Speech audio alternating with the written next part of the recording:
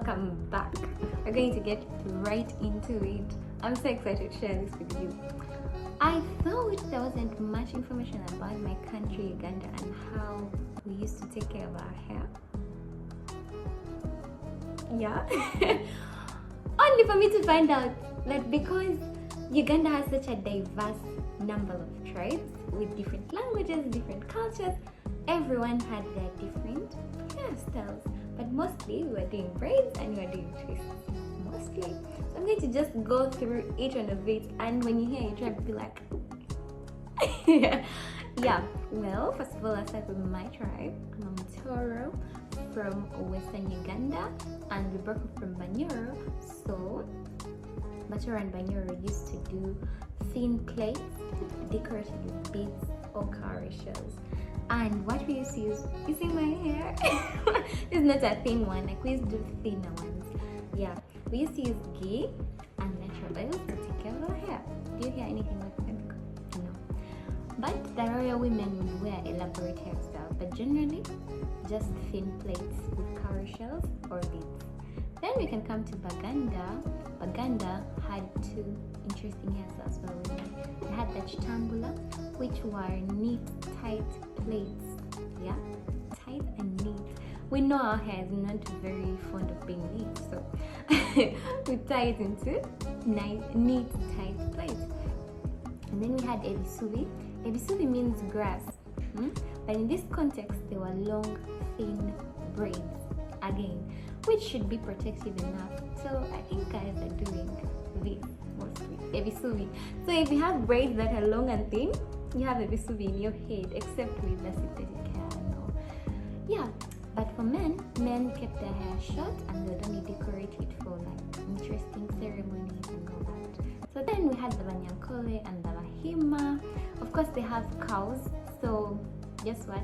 For extensions, they would use cow hair or fibers, because we know that those guys grow matoke like a problem. So most likely they use banana fibers.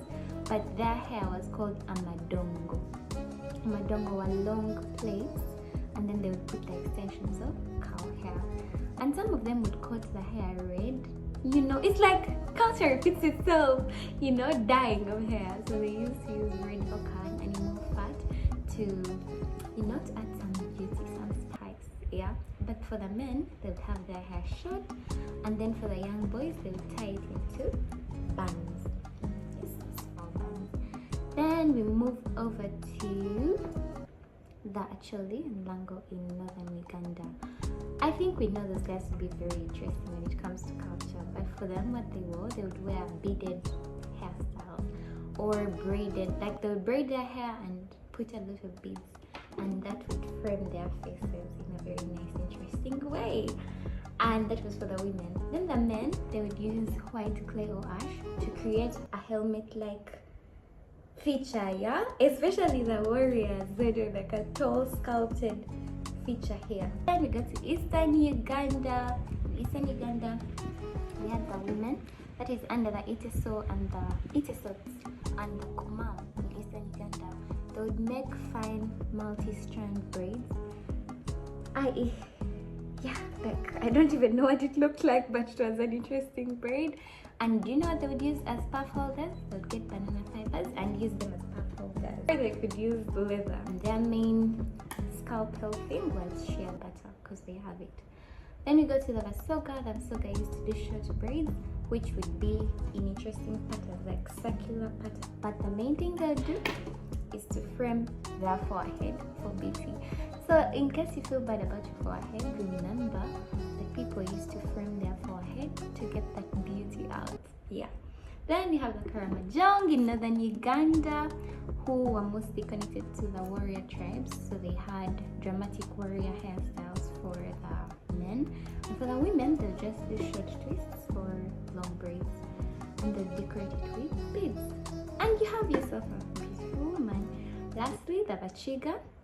The Bachiga used to wear neat short plaits tied close to the scalp. I don't know what that looked like, but I think we should find out.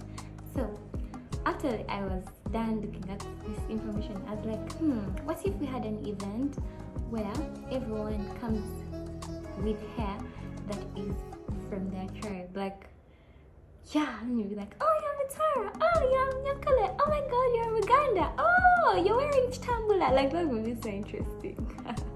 Anyway, that's Uganda for you.